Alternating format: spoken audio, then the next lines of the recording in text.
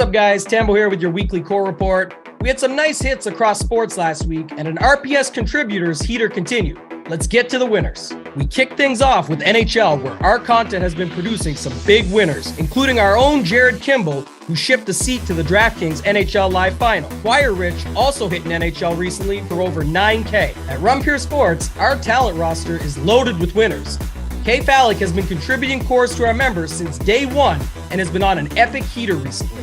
K Falik had success in MMA recently, hitting for $10K. In NBA, he has also been crushing on FanDuel, hitting for $20K and then running it back with an $18K shipper, including his first FanDuel NBA Live Final seat. K Falik's NBA core also helped Bogart Jr. ship for $40K on FanDuel. Make sure to subscribe to our YouTube page to catch K Falik every Monday for our free NFL review show. And K Falik wasn't the only one shipping an NBA. Fur PBC hit for $8,400. M Foley 2 turned $51 into $10K. A-Brick also hit for $10K. While the biggest winner, Jackson, used C-Dome and Draft Cheats advice on our free NBA show to ship for $23K. RPS had a nice showing in the Draftkings NFL Finals this past weekend, with both members and contributors participating in the annual event. Big T and myself hit for $20K. Locks won $50K. D. Kafer hit for $70K. Tiger Ball 23 hit for $100K, while RPS member Mr. Panther had a huge $150,000 day. Our showdown content has had a ton of success this season and continued in week 15. Big T nailed his 49ers core as usual, featuring his Guy Kittle in the captain, along with CMC and Brock Purdy. Tony rode this core to an 81K night and was joined by our members. Arha 00 hit for $2K. Rip City turned $148 into over $10K. And A. Crowdy turned $34 into over $10K as well. Shout out to our Sunday night crew too for being all over Jahan Dotson in Showdown. And our guy Snyder nailed his Trevor Lawrence call as a guest on our Sunday morning Off the Chalk show. I really like Trevor Lawrence as a mid-tier QB this week. He's been the third fastest in average time to throw the ball at 2.4 seconds, which is going to be huge against this pass rush, I think. Congrats again to all our members. If you want to be featured in the core report, drop your winning lineup in the Members Never Win channel in our premium Discord. If you're not a member, join now. You won't find a better value, all sports included, for one low price. While you're watching, hit that like button now. Remember, if you're not winning with us, you're watching us win. Till next time, let's keep running pure.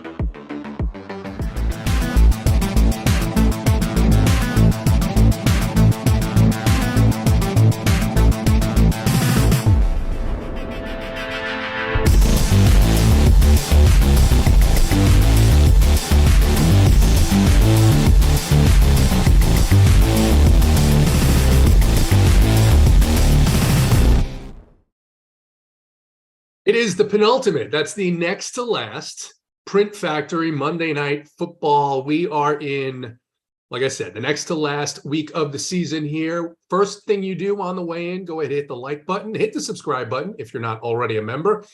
Jump on over to runpuresports.com and check us out. It's the day after Christmas. I hope you all had a lovely Christmas watching this today. Most of you spending the day off, ready to dive in to this Monday Night Football game. We've got the Chargers heading into the middle of the country, Indianapolis, to take on the Colts. Still a lot to talk about, still big prize pools. But I'm going to bring in our guy first, Big T, Tony Niehaus. Listen, make it make sense to me, because on Saturday's main slate, just some wild things happening there with Devin Singletary being in the winner. Yesterday, Aaron Rodgers, Cam Akers, and Tyler Higbee win somebody $1 million. Last night, Devin Booker gets injured. I mean, the DFS weekend was so weird that the only thing I see in my Twitter feed are best ball guys that are obviously from the future who picked up Cam Akers and are just crowing about it all over the place. What's going on, and what can we expect tonight, given that this has been such a wild holiday weekend in DFS? Yeah, I mean, it was a wild day yesterday. Everything all around. And, I mean, circle back to the best ball, like you said. Everyone that took Akers somewhat early in the best balls sucked all year. If you somehow survived it, though, you get to the money rounds this week and next week, I think, are the biggest of the money there. And all of a sudden he erupts for 37. I mean, it's just brutal. I would have never played those guys yesterday on that slate. So it just happened. I mean, if Higbee and Akers are going for 30 plus on a slate, on a 3-game slate, you know when I'm getting back, and it's not much. So I'm not even sure I got triple digits back. It might have been a double digit return. It was so low I couldn't even do my screenshot, like trying to bait people in, because that's how bad I did. So happy though, it's DFS. We bounced back and we got a slate tonight. We got our 19th Island Colts game of the year, I think. It feels like they're on every single one of them. But like you said, next week's the last week of Monday Night Football, I think. And then the week after, it's everybody plays on Sunday. So we're nearing the end of the regular season, which honestly, I'm happy about. There's so many bad football teams this year that, I mean, that Rams-Broncos game is a perfect example where both teams suck. Denver's D had been good all year. They had been like playing a little bit better than the Rams. I felt like in my head, I thought the Rams were going to quit. And then the Rams don't punt the whole game. If every slate was like that, I would definitely be broke, because there's no way I can physically click those Rams names on a slate like that. And you got Miami guys, you got other really good spots. There's just no way I could have got there. So if that's the new thing to come in DFS, I'm in trouble. Yeah, tough when Tom Brady and the Denver defense just decide to skip the flight and take Christmas off. Tom Brady is so bad. I know we've been talking about it all year, but woo! Then they win again. He keeps winning. They should literally have like 2 wins this year, and they just fall into stuff at the end of games. I do think you have to give him a little bit of credit, because there's a combination there of the offensive line injuries. Lost another guy in game yesterday, and you've got Todd Bowles coaching the team, but somehow he's able to find Fournette. Fournette has a big game out of nowhere, 5 yards down the field every single play. So shout out to the Arizona defense for making absolutely zero adjustments. C-Dome, want to bring you in here. It looks like you're mocking everyone who lives on the East Coast by wearing that lovely wife beater, and it looks like you're warm. It looks like you're toasty. How was your Christmas? Yeah, I'm a little fired up today. I knew that BigT would be on the show.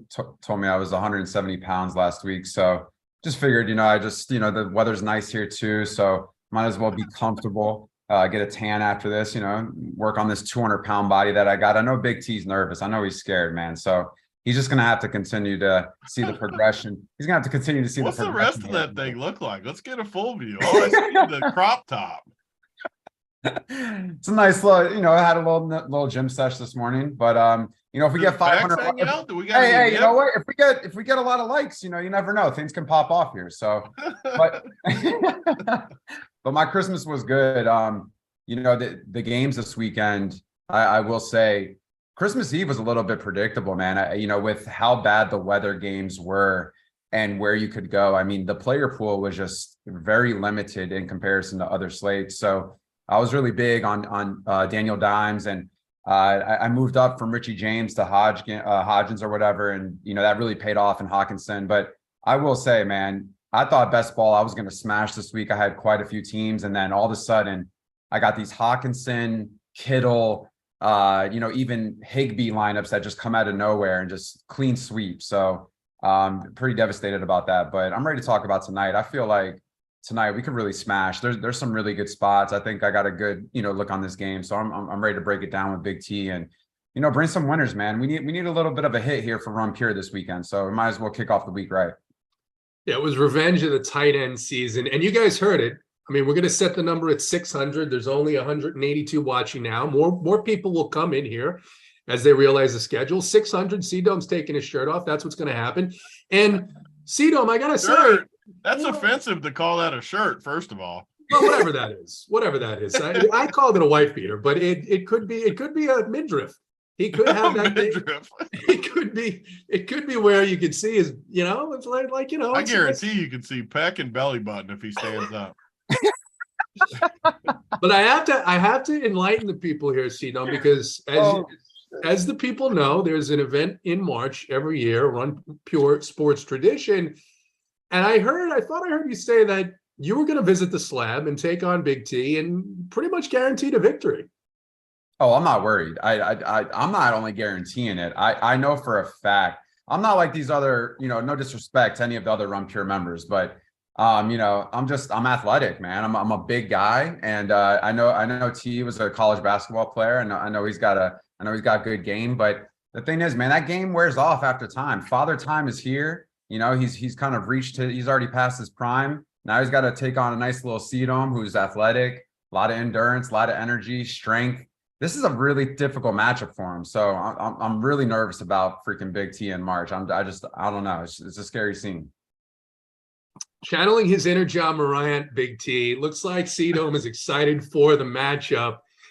First, your thoughts on that matchup, and then give us your thoughts here on Colts, Chargers. Chargers heading to Indianapolis. They are 3.5-point favorites, 24-point implied total for the Chargers, 44.5 over under injuries here. Chargers basically fully healthy. The Colts, they lose Jonathan Taylor. Nick Foles is going to start this game instead of Matt Ryan. Kylan Granson and cornerback Kenny Moore, the only other injuries there. First, what are you going to do with Sedum in March? And then overall thoughts on this game on Monday night. Yeah, I mean, Sedum, he is correct though. Father Time, believe me, I've lost quite a few steps over the last 5 years. That part is correct. The part that he's not realizing though, I only need like my C- game to be able to handle that light work of the midriff. It's not going to go good for Sedum, but I like his confidence. It's like I'd be worried if he wasn't confident in himself. I'm glad he's confident. It'll last like 7 minutes, and then he'll go back to taking on people like Mangone, handling Mangone. But it's all good. Well, we can still pick. We can come together and pick winners today. And full disclosure, these are the games I just struggle with because, man, the Chargers, if they win, I'm pretty sure they clinch a playoff spot. Colts are done. They blew a 33-0 lead last week. What do they really have to play for? They put Big Dick Nick back in there. Speaking of Father Time, I mean, what does he have left on the tank? It can't be much. But I don't know, man. The spread's 3.5 still. The Chargers have let us down literally the entire season, it feels like, every time we want to play them. Everyone's going to like the Chargers tonight because they have something to play for. And honestly, I just struggle to take these Colts guys. So it's a really hard spot for me. And the spread's only 3.5. I would feel much better if it was like a 7-point spread. It feels like it should be a 7-point spread to me. The Chargers are playing for something. They have good players. I mean, you go down the list, they're better at every single position all the way down the list. So why is the spread only 3.5 when they have something to play for, the other team doesn't? Is it just a mismatch up front? I mean, what are we missing here? And that's one of the things we need to kind of dive into is why is that number that way? It just feels like a Colts win this game somehow spot to me, but I can't say why. What was that game like a month ago where I'm like, I don't know how this team's going to win, but they're going to tonight. I forget what game it was, but then it happened. They went out there and they somehow won. Rams Raiders. Could have been. It was Rams Raiders. You're right. Yeah, where we were like, man, one team's got something to play for, one doesn't.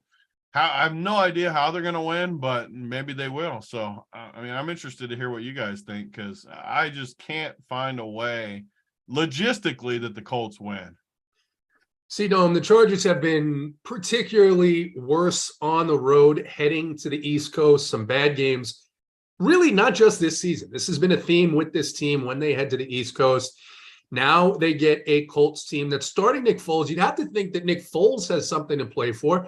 I don't think he's announced he's retiring. You see that there's, as we talked about earlier, very few good quarterbacks here. Does he have anything left in the tank? Do you feel the same way about this game? You had some pretty strong leans, you said. What are you seeing here in this matchup?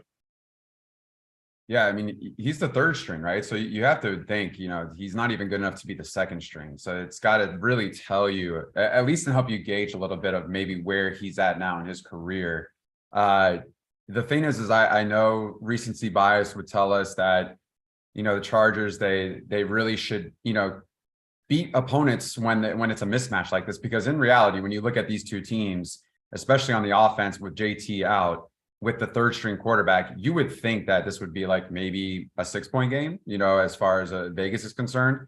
But the Chargers have struggled this year in order to cover the spread and also win games that they should. And I think that's why, we're talking about maybe why the Colts could be in position to win here.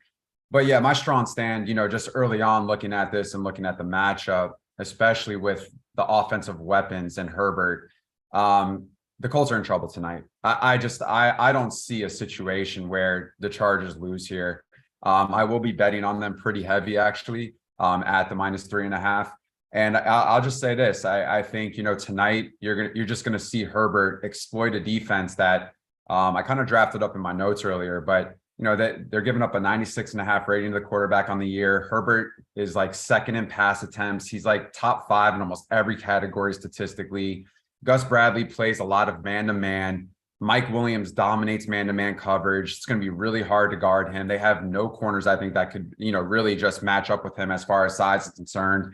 And then you got Keenan Allen, who's going to just be able to break away and get that separation as well in these schemes. And then also, too, they've given up a lot of touches and catches to the running backs. So, that's Austin Eckler. And, this offense, I just feel like has just so many weapons. And then on the flip side, how do they keep up? The way you run your offense, he's out, JT's out for the year. So now you have to rely on really a passing game, because are we really going to think like Zach Moss and, Deion Jackson carries that load? Now, I will say, if you do want to attack San Diego, you do at the running back position. Who does that? Probably Zach Moss a little bit more than Deion Jackson, and we'll get into that. But just, to start this discussion, it's going to be really hard, I think, if the Chargers kind of, are able to move the ball, which I think they'll be able to. In the dome, we don't have to worry about weather.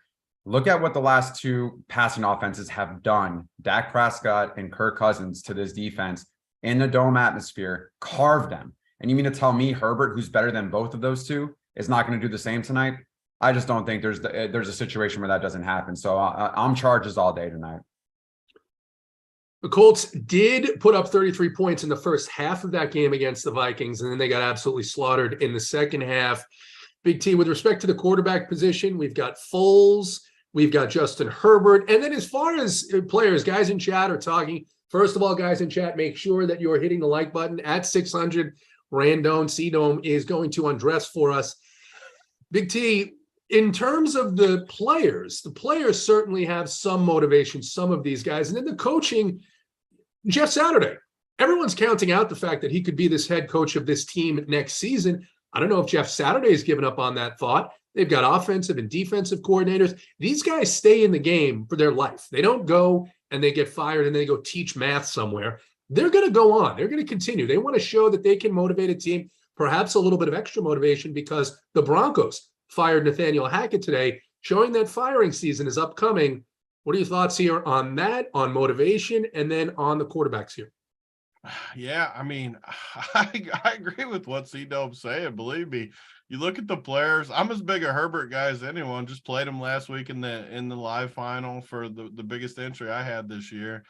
I believe in the Chargers. The issue is week after week after week, they let us down. I mean, look at their points. They scored 17 versus Tennessee, who can't stop anybody passing, 23 versus Miami. Both these games at home, I might add. Vegas 20, Arizona, a terrible Arizona team, 25. The Chiefs 27, San Fran 16, Atlanta 20. They haven't scored 30 since October 9th. It's just week after week after week, they let us down. And the Colts, just looking at the flow chart, have slowed down a bunch of passing games. So it's really tricky spot for me. As far as just the quarterbacks, I'm always going to like Herbert.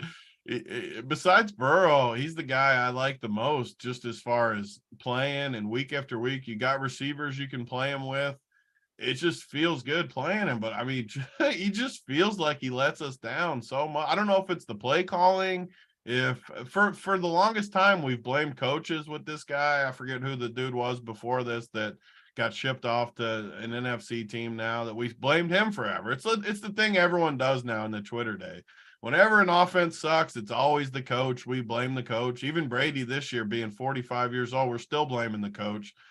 Every time an offense sucks, it's the coach's fault. We never blame the players, but I don't know. I don't know what to say about him. I have to like Herbert, and I like all these Chargers pieces, which is the challenging part of games like this for me. So do we just I can almost guarantee you go in here and you onslaught the Chargers, you're just going to lose, because some of these Colts guys are going to get there, and it's just a matter of game script and stuff. But Herbert, I have to like him. I have to project him the highest of any of the Chargers guys. The nice thing is they don't really run a true running game. So even Eckler, they're going to throw it.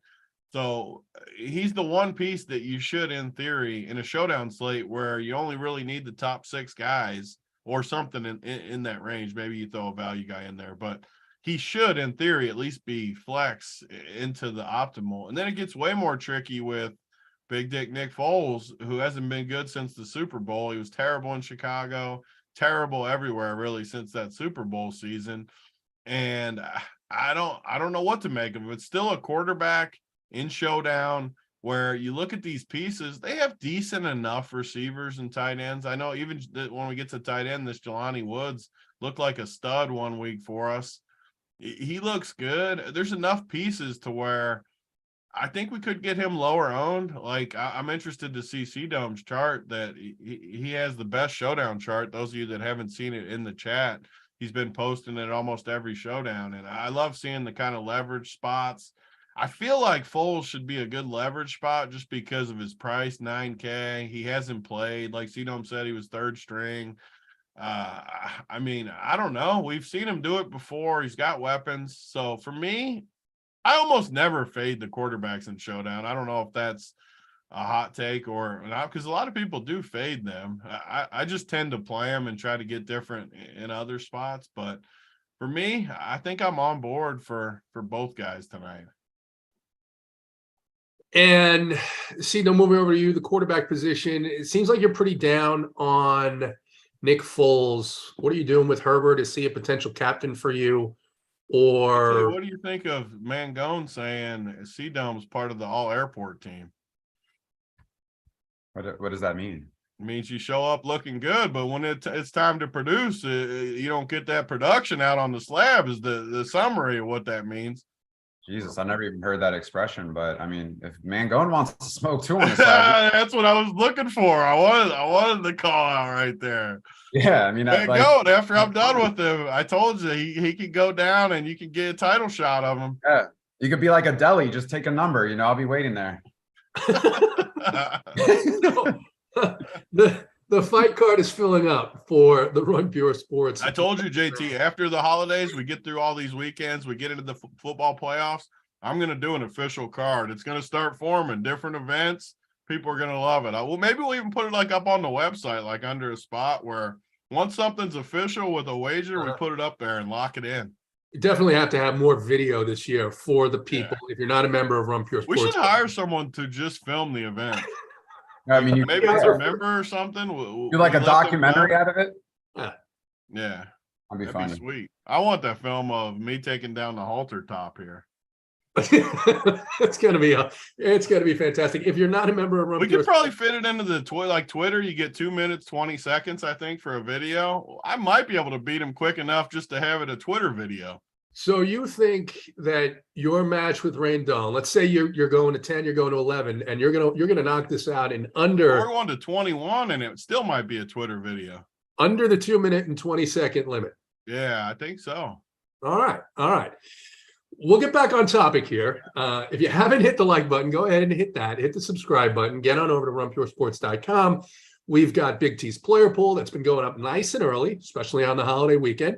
He's going to have his cores up. Randone is going to be in Discord putting up his exposures, who he thinks are the best leverage plays. And he's given us some absolute, just amazing plays this season, beginning with Greg Dulcich when he broke wide open that showdown slate about 6 weeks ago. Cito, I'm coming over to you. Are you going to play Nick Foles? Are you thinking about Herbert as a captain? And then moving on to running back, you mentioned the Deion Jackson, Zach Moss. Jackson has looked good. That was before the Moss trade. He's looked good in spots where he's played instead of Jonathan Taylor when he was out earlier in the season. Moss getting the bulk of the carries last week. Was that a product of the fact that they were up big and they lost the game, but maybe they thought, hey, we're playing from ahead. We just want to grind the clock out. Jackson, more of the pass catching back, I think is a little bit more explosive as well. And then you have Austin Eckler, who's just a target monster on the Chargers side, but also Joshua Kelly getting into the mix because they're trying to limit Eckler as much as they can because they're thinking about a playoff run here. Of course, they need to win tonight in order to cement that. What are you doing at quarterback and then go into these running backs? Yeah, so we'll start with Nick Foles, right? Because I think, people want to know, can we trust him? He's 3rd string, he's cheap, does he give us leverage? The one thing I'm worried about is really kind of how this passing defense has played as of late. They haven't given up over 200 yards. They've only done that once in the last 4 games. That was to, Derek Carr, and majority of that production was to Devontae Adams. And I will say that happened in the first game of the year as well. But they've only given up one 300-yard passer all season. That was to Patrick Mahomes. So I guess, we can look at that and say, okay, that's probably expected. But a lot of these games, they've really shut down the passing game, and it's the area of the running game that seems to be where they've struggled mostly. So I would think that they're going to say, hey, you want to beat us, beat us with Zach Moss and Deion Jackson. And so I'm just curious, how much can we really squeeze out of Foles? And, does a pass catcher, especially if it's, short passes. And one thing I'm worried about is how much they blitz. They're a top 5 team when it comes to blitzing. And so, what does that look like tonight in regards to Foles and his mobility? And so I'm also worried about that. When we look at Herbert, man, it's just hard to say no, when rostering him. This is not the Zach Wilson type of situation. This is a guy that he's second in pass attempts, second in passing yards. He's just dominated when it comes to being pressured as well. He's number 1 in the league on pressured throws. And so even if they do try to blitz tonight, which they don't, they're one of the least blitzing teams in the league.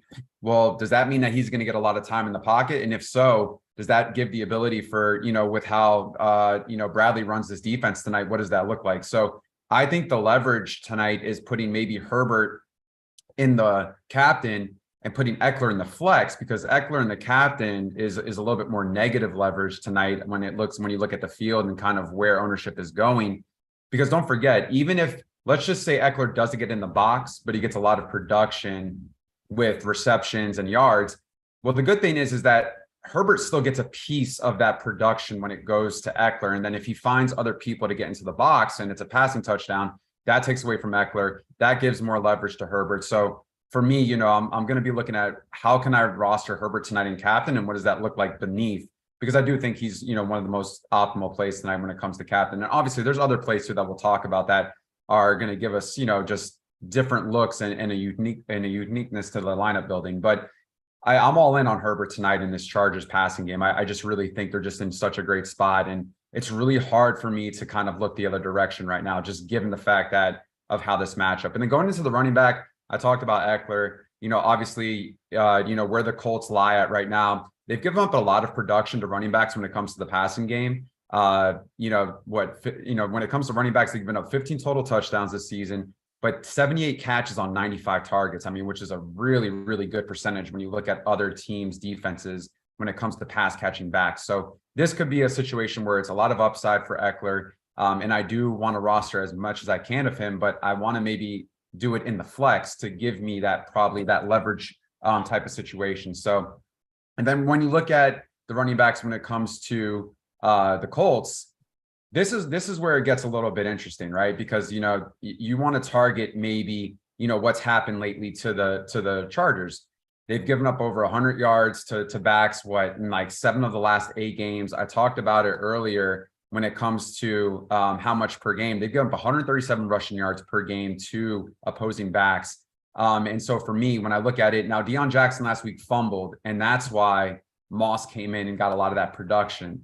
So I guess I'm a little bit nervous tonight is if that happens again, then Moss gets extended run and vice versa. I think they're just going to go with like who has the hot hand, who looks good, who's breaking tackles. Obviously, Moss is the bigger back. Deion Jackson has a little bit more of that explosive type nature. So I want to get pieces of the pie when it comes to both of them, right? Don't mind their price points because I do feel like they'll have to resort to that running game. And I think if they want to control the clock, move the chains, kind of keep this game close, they're going to have to get production out of the running game. So I think both of these guys are in play. Deion Jackson has a lot more pass catching upside, but Moss does have that ground and pound type nature. So, going to look at how I can roster maybe both of them in some, one or the other in some, and things of that nature. And that's kind of where I'll go when it comes to kind of these running backs in tonight's game.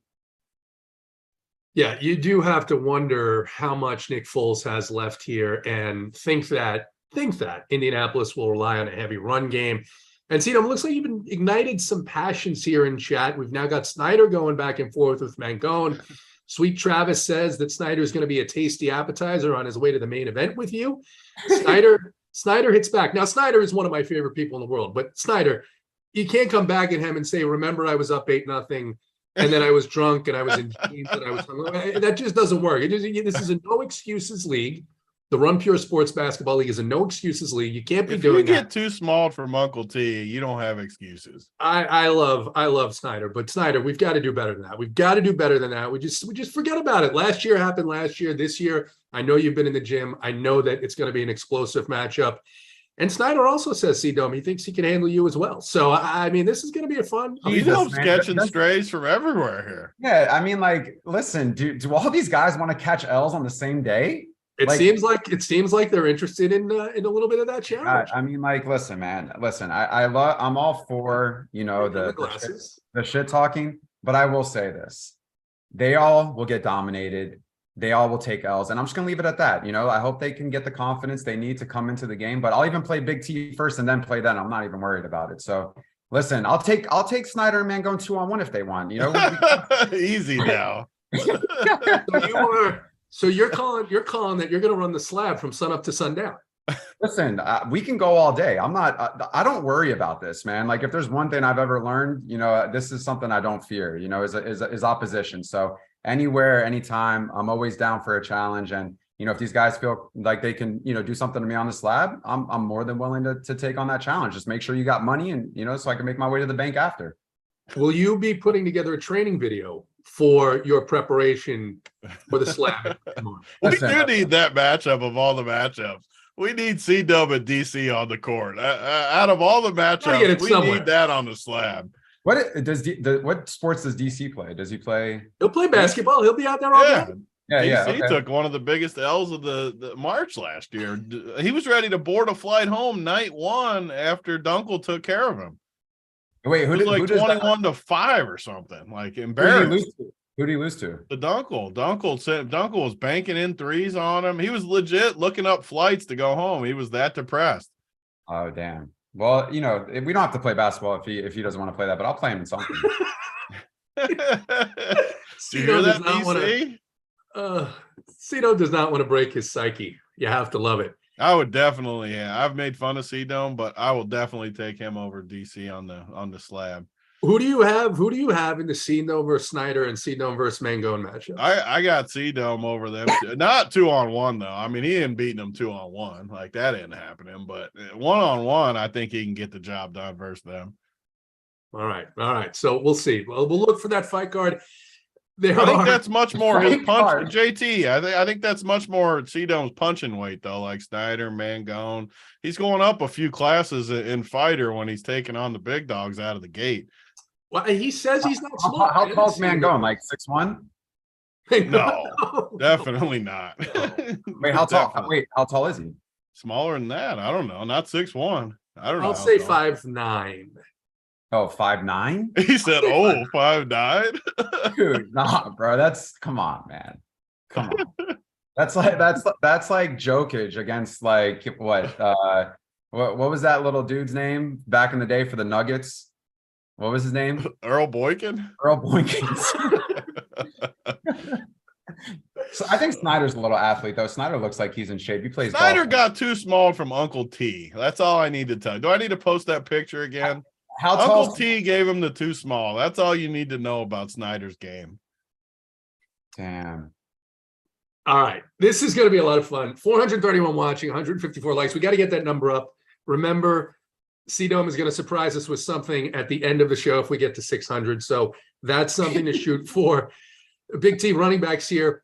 We just talked about Jackson, Moss, Eckler. I mean, how could you not play Eckler here in this matchup with as many targets as he's getting out of the backfield? The question is, are you playing him in flex or are you playing him in the captain? And then Joshua Kelly, not a bad price on DraftKings. It's okay. He is getting some work. If he can bust a long one against this defense of Indianapolis, Dalvin Cook had a nice game last week. It's possible that he could get there as well. What are your thoughts on the running back position? Yeah, I mean, so just to talk about more of some of C-Dome's points, these teams both have been gotten from the running back position a decent amount, and both defenses are pretty good against the receivers. So some of my biggest takedowns in the showdown stuff over the last 2-3 years It's not when it's when you pick a particular path and go heavy in certain areas that other people aren't going to group together. Like maybe we play 3 running backs on every team combined between obviously Eckler, Kelly, Jackson, and Moss. Maybe we play 3 of those guys or something that gets you different outside of just going in, running the optimizer. Everyone can do that. And I don't remember the last time I shipped a showdown by going in and doing that. Like I always, the slates I do best are when I pick a path and I go with it and I do something weird, like maybe don't play either quarterback or anything like that gets you different where you can't just click and optimize and get it. Those are the slates that I feel like I do best. This could shape up to be one of those because you have running backs we can play. Both teams have gotten it through there. I mean, Indy, you could play both of these guys and fade Big Dick Nick.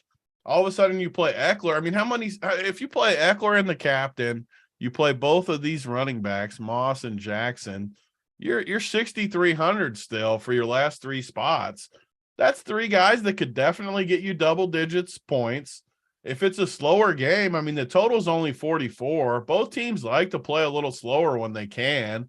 I don't know. There's paths for that to come true. Even Kelly has gotten, like you guys said, if they're up, they got no problem giving this dude carries. He got 10 carries last week and 2 targets. So I like the running backs. We have to do something different tonight. The hard part with these Charger showdowns are you can literally play all these guys.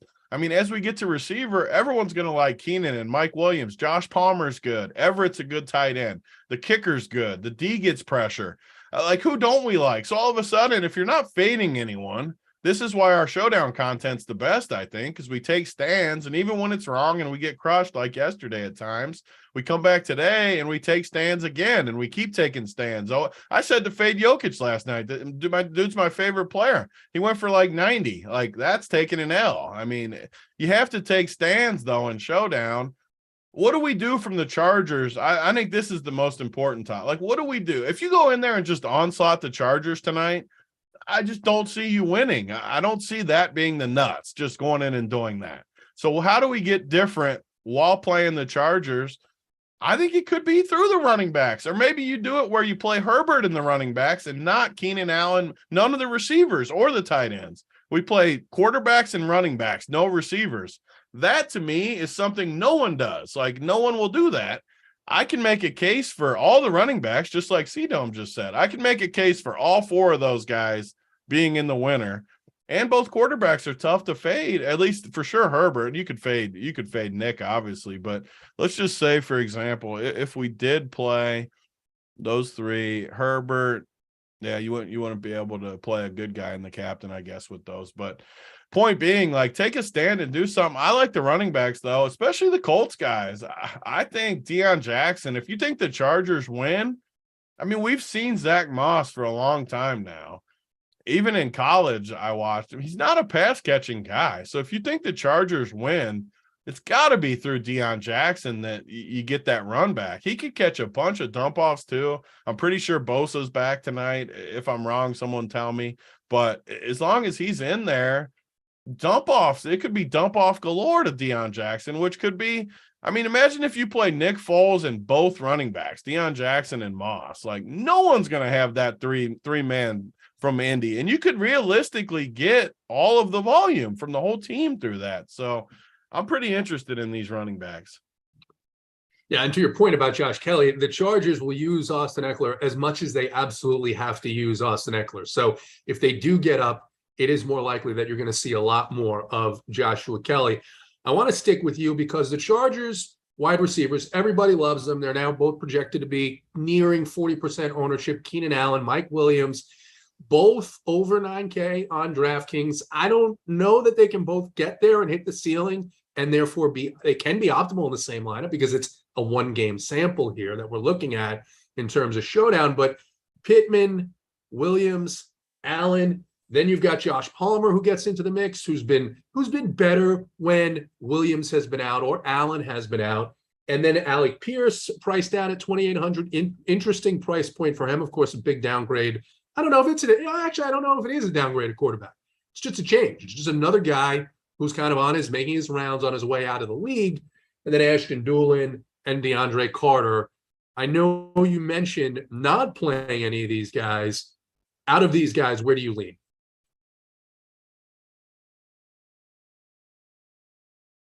To you, Big T.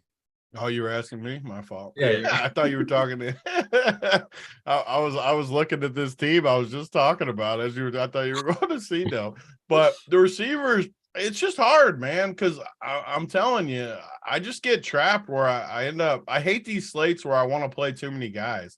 So even if you like someone like these receivers, you were asking about the receivers, right? Yes, sir. Before I talk, even like a more of a donkey. I can't pull the Mangone. I usually make fun of Mangone. You caught me off guard, though. That never happens to me where I don't know. But these receivers, like everyone is going to like Keenan Allen and Mike Williams. That's not the point. Like in Showdown, you just have to take some stands. Are you going to play Eckler or are you going to play the passing game? You have to take stands. I could definitely see 9,800 is expensive for Keenan Allen. He's got a great floor, but have we seen the ceiling lately? He's another guy that can get hurt too. We only talk about this on Showdowns.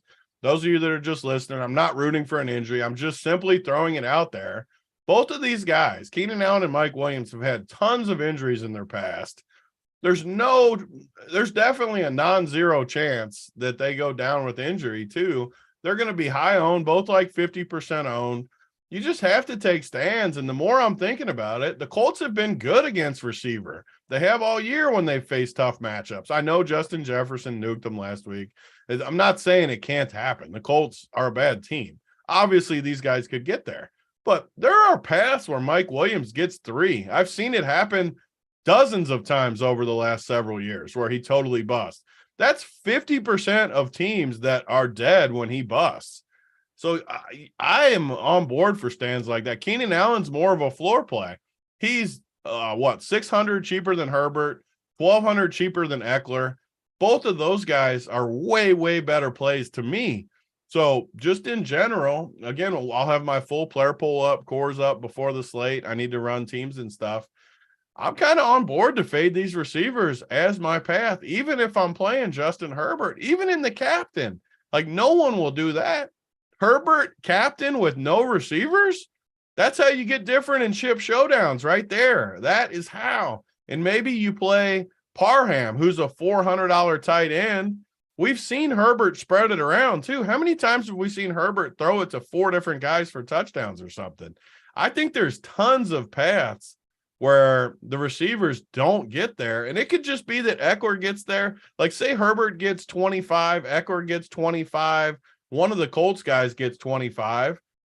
It doesn't matter what these receivers get. There's so many scenarios where you won't need these guys that's the path I'm starting to lean to. And you know what? If I like them, say you're out there and you like these receivers, fade Eckler. Go the exact opposite way. Fade the running game and just go full-blown passing game. I think that's a way to get different. And then when you look at the Colts side, I do like the receivers a little bit more besides Pittman. Like I would put Pittman in that same bucket of Mike Williams and Keenan Allen, the expensive receiver that's going to be 50% owned that I could see bust. I mean, pull up freaking Pittman. I pull him every week. It feels like he's got a chance to bust. Last week, he got 14 targets, still only 19 fantasy points. Obviously, if you could get 19, obviously we would take it. But 19 points, that's it. He had 3 the week before, 19, 13, 12, 5. I mean, he's had like 2 or 3 games all year that would put him on the optimal tonight. And he's 50% owned. So all of a sudden, if you fade these receivers, just those 3, Pittman, Keenan, Mike, all that ownership's gone. All you need them to do is not get a ton of fantasy, like 20 plus fantasy points, and you're okay. I like that path. And these other guys are decent plays too, like Paris Campbell, 5,400's cheap. Pierce, we've seen him be in the nuts a few times. He's only 2,800. I'd rather play these guys. So that's kind of my stand at the receiver as of right now. I'm anxious to hear what you guys think, but these receivers I think can be faded as part of your stand. Yeah, and Pittman a ton of targets. If you watch that game, it looked like about half of those targets, Matt Ryan was actually trying to get him killed and not trying to get him the ball. So it's going behind him. It's going on way up on top of him. C-Dome, we'll bring it over to you. Wide receiver here. Pittman, Allen, Williams going to dominate the ownership. Big T talked about the fact that Allen is injury prone with a good floor. Williams also injury prone, also one of the more volatile receivers in the NFL, despite the environment. And then you got some of these other guys in Joshua Palmer, the guys on the Indianapolis side. Other than Michael Pittman, what are you looking at wide receiver? Yeah, I mean, you know, it's interesting the take that he had, Big T, when it comes to, you know, Herbert and, you know, put him in the captain and then Eckler, and then you could run it back with, you know, both of the Indianapolis Colts running backs and then just get a little bit different there, especially if a lot of these dump downs are going down to Eckler and, you know, you just try to find a way to be different, right? I will say, I'll start with Pittman. Obviously, target machine, big target, big wide out. I think the one thing that I'm concerned about is what's the timing like with him and Foles, right? That's my first concern. And, you know, you know, what does that look like and how much preparation have they had just them working together? And now you got to go into a real game speed, you know, facing a defense that does fairly well against the pass as of late. And also too, they're going to be blitzing a lot, right? So, you know, one of the top blitzing teams in the league, and how uneasy and what does that look like with him scrambling out of the pocket? Does that mess up the timing? You know, so all these things are going into consideration for me when it comes to one, rostering Foles, and then two as well with Pittman. You know, does that mess up kind of what we're used to seeing with him, given the fact that now you're with a third string and all these other variables matter? So, you know, let's just say, you know, he averaged 6 yards per, you know, reception last week on 10 receptions. Let's just say that cuts down to half tonight. You avoid 50% of the field. You have a significant edge already, right? I think there's other passing targets that we're going to talk about that, you know, probably make a little bit more sense given the type of game script and the narrative. And also if we think Deion Jackson, you know, gets a lot more drop downs too, considering the fact of how this could look tonight. Because Zach Moss is looking at 42% right now ownership. Deion Jackson's, you know, much lower at like 23-24%. So we're already getting an edge there. And, you know, if it matches up to what we think in regards to the drop downs, then that's a big plus to us as well. But going into Allen and Williams, they are priorities for me. You know, I don't know what that looks like yet, but it's just hard to get away from them because they do enough to be able to be optimal. And so, you know, how can I fit that in? What does that look like? I want to make them priorities. You know, Gus Bradley, he does run these man-to-man coverages.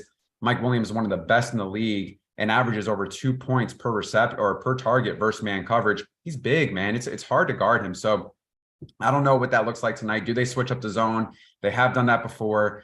But, you know, either way, I feel like because they don't blitz, I don't know if they'll get enough pressure on Herbert. I just feel like he'll be able to carve up that defense. But I think one guy that maybe I can limit my exposure to is Joshua Palmer. Obviously, production has come down with Williams and Allen back, you know, together on the field. And so, you know, for me, 6,400 is just a price tag I don't want to pay because he's also, you know, less exposure on the field now, less routes run. I just don't think I can get there. And, you know, 28% of the field wants to go there. I don't think that's the case for me. So I'll probably be very under when it comes to Palmer. The same thing for Paris Campbell, very volatile. He's just not consistent enough. I also don't think that's an area tonight that I want to target on the passing side for the Colts. So I think I'm going to limit my exposure there as well. It just, for me, the price tag, the amount of targets that he gets, also, it's just what we don't know what this passing offense looks like for the Colts. And I don't think I'm willing to, you know, be with the field over 20% on Paris Campbell. I'd rather go elsewhere. But I will say Alec Pierce 2,800 is interesting because he will be on the field 70% of the time.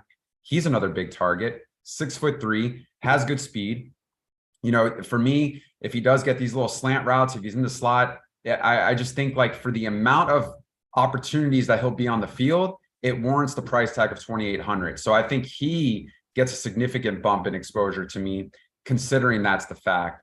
And then outside of that, I mean, you know, I think Ashton Dulin, I'm okay with. DeAndre Carter, I'm okay with. Like, I just don't want to pay for that. I'd rather go, you know, elsewhere and just look at my lineups differently. But if you want to sprinkle exposure, that's okay. I just don't think like they're priorities for me to potentially be on an optimal lineup. It just doesn't make sense. So for the passing situation and the wide receivers, that's kind of where I'm at right now. Almost 200 likes. We need to get to 600. It looks like maybe the After Hour crew will have to get that for us. Cito, I'm going to stay with you as we go to tight end. Gerald Everett, pretty much the only tight end out of all of these guys playing tonight that are seeing regular targets, 8 and 6 his last couple of games. But he's got some competition on that Chargers team with Donald Parham in his second game back now after spending some time out with an injury. Trey McKitty, certainly not someone that I'm considering tonight. And then Big T mentioned, Jelani Woods on the other side. Kylan Granson is out, perhaps a bump to him. And then you have Parham at $400 on DraftKings. And Mo Alley Cox, I think, is just $200 on DraftKings. Break down the tight ends. I think, the first thing is looking at Jelani Woods, very interesting. He's very athletic, very big. With Granson being out, that gives him a huge bump. We've seen what he's done on a slate before in Showdown, and now we're looking at a situation where what happens usually with backup quarterbacks is they kind of go to that security blanket in the tight end. And, we've seen what he's capable of doing. We've seen, him have double-digit scoring situations this season. I think, 3 or 4 times he's gone over 10 fantasy points. So with Granson out, this just gives him a significant bump. I thought maybe he would have more ownership exposure, but that's not the case. He's looking at like almost 10, 11% ownership projection at this point in time. So 2,800 kind of opens up a lot, right? Especially if you want to go Herbert or Eckler up in the captain spot, which I don't mind whatsoever. For me, given his athleticism, the type of kind of breakout he could have, we've seen it before. So I think I'm definitely high on Jelani Woods. Chargers are giving up like 15 yards per catch against the tight ends this season. So for me, I think that's a security blanket for Foles. I wouldn't doubt that he might go there a lot. So that's a guy that I definitely want to look at when it comes to tight end. Gerald Everett on the same side of the token. He's big, he's athletic. Colts have struggled throughout the season with that type of athleticism in the tight end position. We've seen it across the seasons thus far. And for me, 4,800, it's relatively cheap, especially it's like Big T said earlier, if he doesn't go to the wide receivers and he goes to the running backs and the tight ends, that's an area that you might want to kind of target. And he's also cheap. So if he's going to pass the ball, it's going to go, somewhere, right? And Gerald Everett is just another big target for Herbert. So I don't mind him whatsoever. And then I think, the conversation will come down to what does that look like tonight for Mo Alley Cox? He's 200. Really the stone minimum, and does he get a red zone target? I think that's what you're hoping for when it comes to Mo Alley Cox. Like, does he get some form? Do they get down to the red zone, and then does he get that target, and does he take it away? From Jelani Woods. So you're looking for a home run. That's what it comes down to. And so a small percentage of the public will probably be on that, and it just opens up so much. And so you're just hoping that somehow, some way, he gets that look. And if he does, then, that's huge for that price point. And then the other guy is Parham, right? He's also low down there. I just don't know if I want to go there. But I will say, like, he did get 3 targets last week, 35 yards.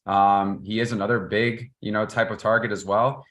If you want to throw a little bit of a sprinkle on him for that exposure, I don't mind it as either. But I think out of all these guys, when it comes to the tight end, I think Jelani Woods is the most appealing, and I am a little shocked that he is coming lower than expected when it comes to ownership, given the fact that Granson's out. So with that being the case, if that stays that way, I think people should really kind of look at him in roster construction, and it opens up a lot. It really does. And I think Foles, security tonight, safe bets.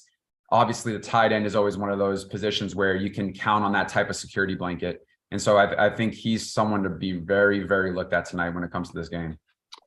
Mo Alley Cox projected right now, 10% ownership. Don't know how accurate that is, but it's been a 3-headed monster all season long. The Colts have been unwilling to commit to any of these guys, Granson or Mo Alley or the other guy, Jelani Woods, who's in there tonight. And then really, Big T, same thing with the Chargers here. You mentioned Donald Parham.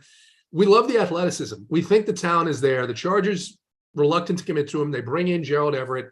Everett's the guy who's seeing the bulk of the targets, but you've got him sitting there at just 400. I know you mentioned some interest in him.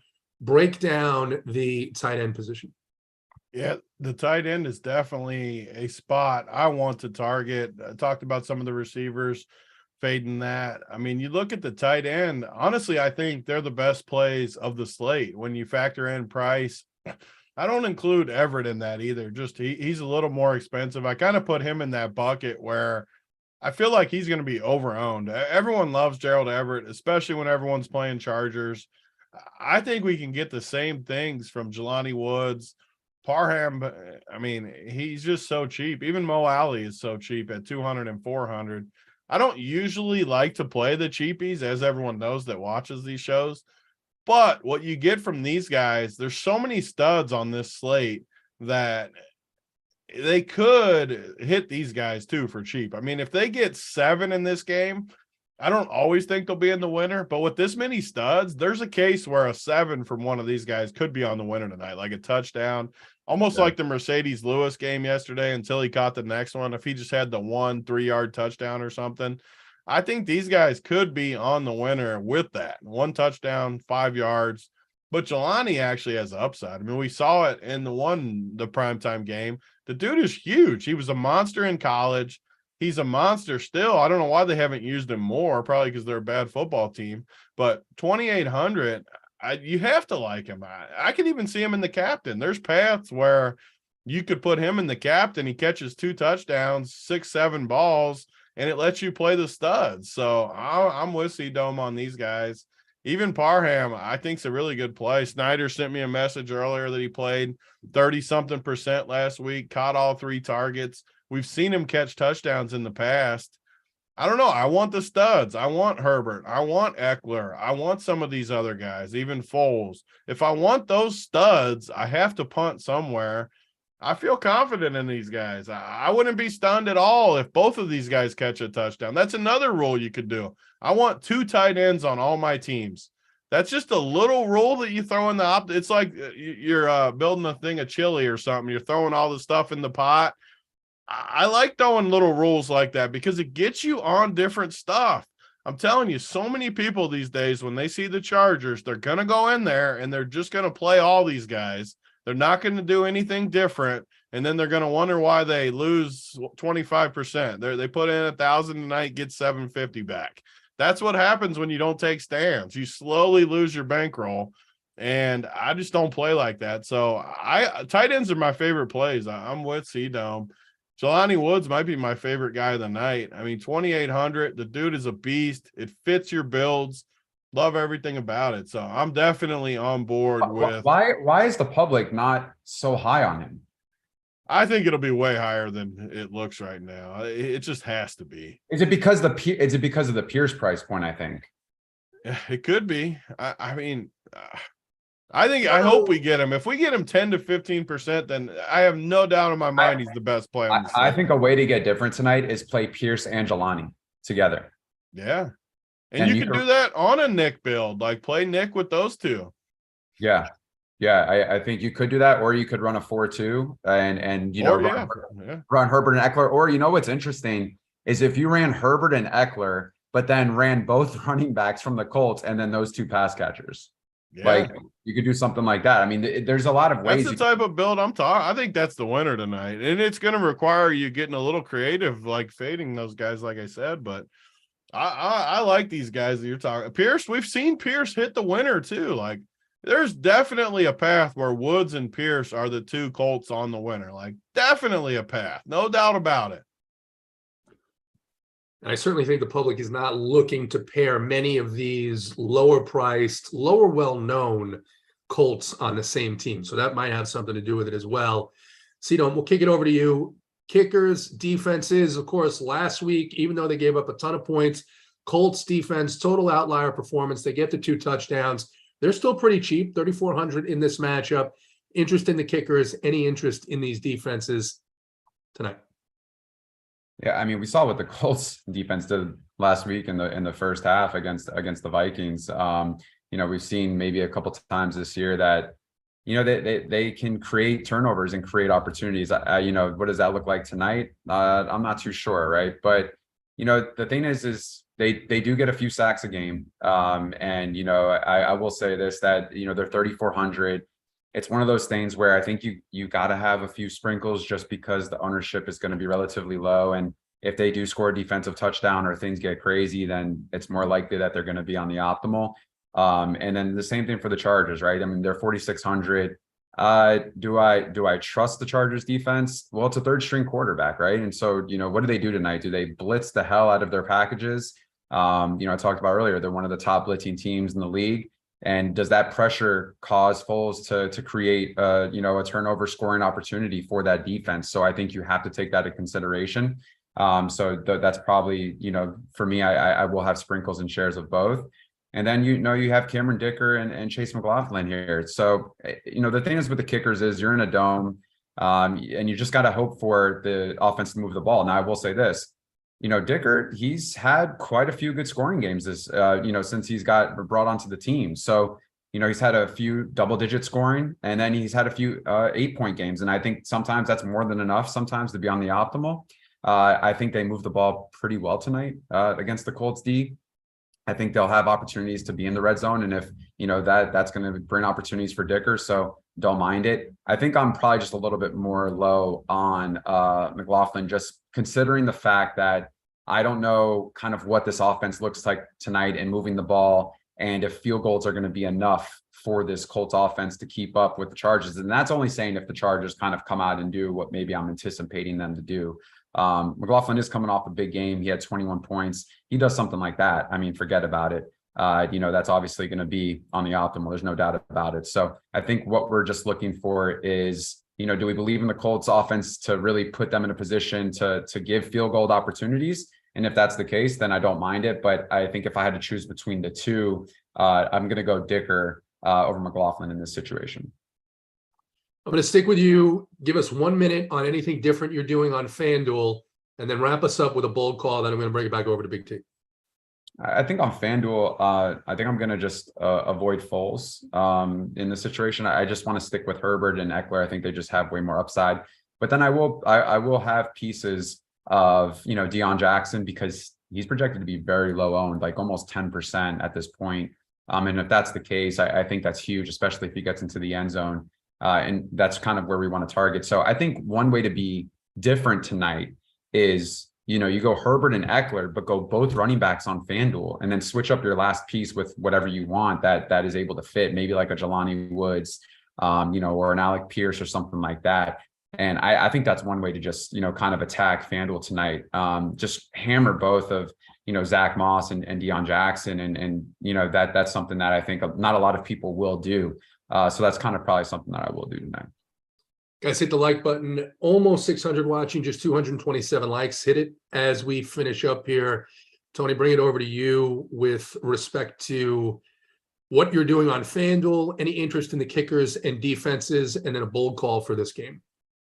Yeah, I mean, the kickers both look like good plays, and that could answer C-Dome's last question. Well, why is the ownership low on these cheaper guys? It's because the kickers are pretty good plays too. So that's going to get us our guys even lower owned, even though I'm usually a kicker guy. I do like kickers too. I'm definitely going to have a bunch of the kickers, but it does let us get those guys a little bit lower owned too in that same price range. So I like that. One more note. I know I keep talking about it with the Chargers, but there's -3.5. I can just see them winning this game by a field goal. They literally haven't blown anybody out the entire year. I just looked at their scores. They won by 5 once, 6 once. Everything else is less than 3. Like, they haven't blown a single team out the entire year. They've got blown out a few times, but they just can't blow people out the whole year. Even they beat the Cardinals by 1. They lost to the Raiders. The Seahawks beat them by 2 touchdowns. They beat the Broncos by 3. The Browns by 2. I mean, it's embarrassing, these scores. Like, it's just, I just don't see it. I don't know the spread. I just think we see a close game tonight. So I usually don't say like 3 threes, but I actually think 3 threes pretty good tonight. And a lot of people are going to stack this Chargers side up. You look at it right now on that ETR page I talked about before. It's 17%, 5 Chargers, 1 Colts. And 35%, over half the field's playing at least 4 Chargers, which I just don't, I can't preach it enough. If you go in there and play 4 or 5 Chargers, how are you getting different? What are you freaking doing? You can't just go in there and play those guys. I think that's important. The FanDuel build, even more so. On FanDuel, everything I just said is even more compounded because you got one less spot. So everyone wants to play Herbert and Eckler. So that's 2 of your 5 spots. No one's playing Nick Foles. No one's playing Zach Moss. Like, no one's playing those guys. No one's probably even playing Pittman. No one is spending up for Colts on FanDuel. So if you want to be different, play Nick Foles over Eckler. Play Zach Moss over Mike Williams. Like, any of these Colts, if you play 2 Colts on FanDuel, I can almost guarantee you're somewhat different.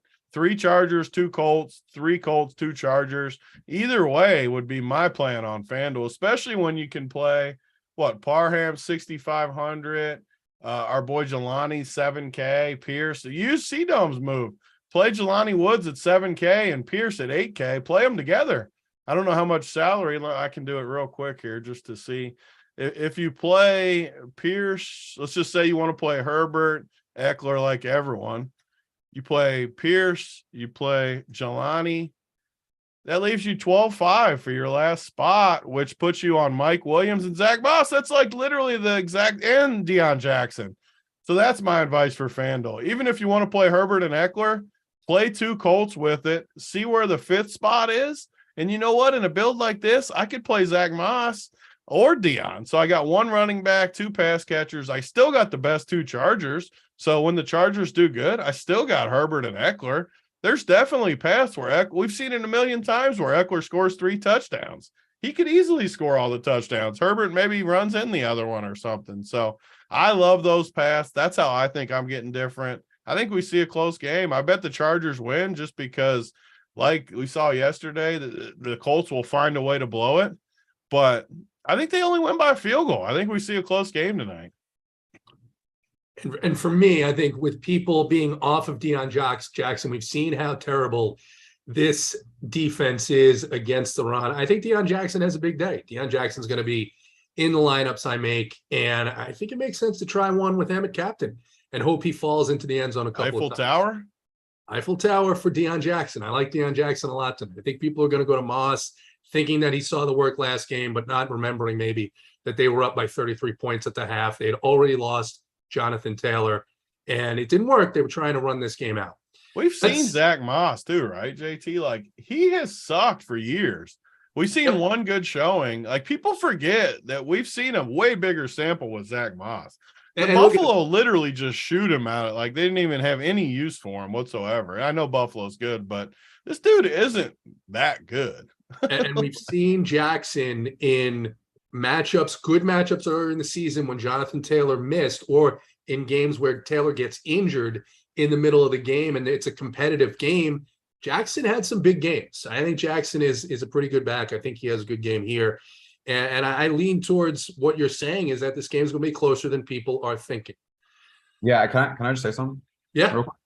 Yeah, I saw people in the chat earlier talking about Gus Bradley and his zone 3, coverage. Yeah, he does run zone 3 coverage, but look at the times that they run single high defense, especially with man coverage. Look at what Jefferson did to them last week, especially when they played man. Yeah, what I'm thinking is when the zone does happen, I think that's when Keenan Allen excels. You can find those pockets. He's an excellent route runner, and that's why it's hard for me to be off of him tonight. And then the types where they do run single high man coverage, that's where Mike Williams, I think, is going to excel. So, just keep in mind, just because a coach runs a certain type of, scheme, that maybe you're familiar with, there's a lot of different times where they're playing different defensive schemes depending upon the matchup. And so I think you run zone tonight. I think he carves them up all night, Herbert. That's just my personal opinion. But I love the Deion Jackson call. I think, just to close out for me, Deion Jackson, especially on FanDuel, is super interesting because he's just getting no ownership whatsoever. And then in regards to kind of what we talked about, Big T, is the fact that, if they're also down, I mean, that just really bumps, his stock even more because he's a pass catching back. And it's like JTA said, he's elusive, man. He's got speed. And so he can easily break one. I think we saw that, especially when, if you guys remember the game where Nyheim Hines went out, he came in, he showed glimpses. He showed that even last week against the Vikings until he fumbled. And then, I don't know what happened. They got upset, but yeah, I think Deion Jackson is a great type of situation tonight for us. And it could be a great leverage play. Yeah. And then Big T, we'll give you the last word here. The other thing we're talking about this Chargers team, right? And when you think about it, Eckler, Williams, Allen, Everett, Then all the secondary guys, right? Parham, Palmer, Carter. Very similar situation, except more dependable, more, I guess, predictable with respect to the running back usage. Very similar situation to the Chiefs, where you're just not really sure who's going to get the vast amount of targets outside of Austin Eckler. Yeah, I mean, I get it. The Chargers are tough on showdowns. They really are, because just say you do it how I want. I'm fading Mike. I'm fading Keenan. I mean, Mike Williams could catch a 70-yard touchdown the first drive, and you're dead one drive in. I've seen it 1,000 times, though, where Mike Williams does nothing the entire night. Like, it goes both ways for sure. So, I don't know. You just have to take stands in showdowns. You want it to be when you're right, you win all the money. And that's not the case if you play everyone. If you play everyone and you're right, you still might not win. I can promise you that when I take stands, if I'm right, I'm going to win the money. That's all my only goal is. Yeah, I think the Woods, Pearson, and Jackson combination is super different tonight. Super different. I like that too. I mean, and again, I've said this whole show, I want people to understand, like, I'm not saying I'm fading those guys just totally on everything. If I play those guys, it would be fading Eckler. Like, I wouldn't play Eckler with the passing game. I would either go one or the other. Yeah, absolutely. And that'll do it. That'll do it for us here on this Monday night. Go ahead on your way out, hit the like button, hit the subscribe button at runpuresports.com. Big T will have his core and his player pool up. C-Dome will get in the leverage chart. He'll get in the optimal chart, what he's seeing in terms of how the projections work out and how he thinks the game is going to go. Puts that in our Discord. So you still got time to get on over and get in and get your membership, and also get your membership because the fight card is going to be coming out. Mangone is still very active in the Discord chat. He's chippy. Snyder's going at it. Kevin Falk is talking about Jordan Wilkins. I didn't even know what that meant. What was that? What does Jordan Wilkins mean? So this is it's why K Falk is one of the best at what he does, which is he's going to go a different path. He's going to find the guy. Who is he, though? He's on the roster? So, yes, Jordan Wilkins is on the roster. It's hard for me personally to see how he gets in the game. But then again, you don't know what Jeff Saturday is going to do, right? So Wilkins is not going to be owned. I think it's mostly unlikely that he gets the bulk of carries, that he does enough there, just because we really haven't seen him. But, the point can be made that with Taylor out, if they're going to rotate 3 running backs in there, Wilkins. Why in the world would he play over one of those other 2 guys? Well, you'll have to ask him. He's going to do a write-up as well on the site. You'll have to ask and that is such a phallic play, though, by the way. But it's why you love it. So I'll say this, because there are some people in Discord, because like he can throw things with people. It's like, how could you even? But it makes you think about what could possibly happen in this game, right? Is there a world where Wilkins somehow gets in? What he's saying is because when Taylor was out in weeks 9 and 10, that Wilkins got plenty of snaps. So we'll see. Was Zach Moss even on the team for those weeks? I don't think Moss was there. I think Moss came in. I don't know specific, but I think he came in after that. So I listen. I would be playing him. But look at Xander Horvath then, because he's gotten in the box twice earlier this year. And I mean, he's a big boy out of Purdue. I don't know if you remember him, Big T, but I remember him. He's the worst running back I've ever seen. He's so slow. He's so slow, but he produced at Purdue though. He's just a big boy, and he can catch. So if you want to get weird with it and put in a share of him, that's just one of those things. Watch, I don't remember what game it was, but he definitely got in the box like once or twice. I will end on this note. K Fallick is going to write up his slate strategy on. If he has that dude in the captain, I swear to God. Listen, I don't think he's advocating to play him in the captain. I'm sure what he's going to say is that he's not much different than playing Zach Moss. It's possible he gets more snaps. He's saying that in chat now. And what does he allow you to do with the rest of your lineup? Does he allow you to get a lot of these other? It better let you get a lot of things. Oh, boy. I'll tell you that much. Hey, are we doing our plays of the day, JT? We can go ahead. Well, I'm distraught right now. Let's go. Who was Fallick on yesterday? There was a play that I saw in Discord He had some gems on his main team. I know that. He had he plays Fields like, oh God, foul. But this is to be fair, we're kidding. But to your point, right, Tony? When you get it right, you want to win a ton of money. And when you put together Jordan Wilkins is never winning you a ton of money, Falik. I don't know about the Jordan Wilkins call, man. That's a little stretch. Hey, Kevin, I'm trying to defend you. How do you defend Jordan Wilkins? Listen, it's not this injury. Play. The only way he gets there is injury. It's not this play. It's the thought process, because I think his core on Saturday was contrarian as well. And listen, when you get that 6%, that lineup full of 6% owned guys that go off, that's a beautiful thing. It's an absolutely beautiful thing. Now, that's a rarer outcome than kind of mixing it up and trying to go with one or two of those guys. But I'm trying to defend you, Kevin. C-Dome, we're going to change topics and give us your play of the day, the 13th Disciple carbonated water play of the day at Run Pure Sports. Yeah, I like Deion Jackson tonight. I like the narrative of them being down and the dump off passes to him. We talked about kind of his elusiveness, and he is a pass catching back. And as long as he secures the ball, I think there's high upside for him tonight, especially if you want to look at him on FanDuel as well. I don't mind that whatsoever. So I'm going to roll with Deion Jackson, running back, Colts. You can't. Wait, hold on a second. No. You can't, because that's my play of the day. I already said it. You got to go with somebody else. All right. Well, that's fine. I don't mind that. I mean, Eiffel Tower invites multiples. Yeah. That's the whole point. God, if you don't like to, do that's fine. I'm kidding. Here. No. There you go. No. I think another guy that maybe because of the pricing, because of kind of where maybe other people are looking, I think we should really focus on Jelani Woods a little bit more. He's super athletic. He's big. Now you're stealing my play. So, all right. Fuck. It's the tripod. We got those are our two plays for the show. There you go. You get two with Taker him in. So my third play of the day. I'm gonna go.